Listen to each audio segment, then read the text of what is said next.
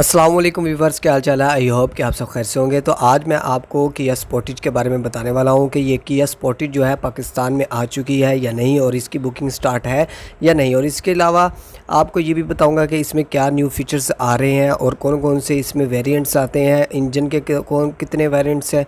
तमाम तफसीलात आपको इस वीडियो में मैं देने वाला हूँ। इस वीडियो को लाइक कर दीजिए, चैनल को लाजमी सब्सक्राइब करें और बेल के आइकन को प्रेस कर लीजिएगा।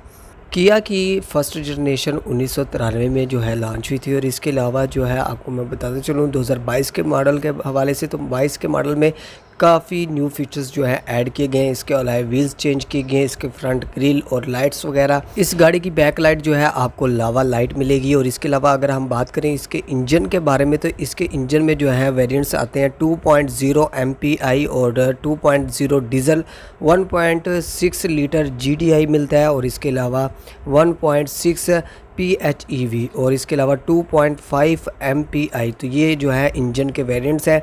इसके अलावा पिछला जो मॉडल था उससे ये किया स्पोर्टेज की जो लेंथ है वो ज़्यादा है, 170.73 इंचज़ की इसकी आपको लेंथ मिलने वाली है। पहले वाली गाड़ी से इसकी जो लेंथ है वो ज़्यादा है।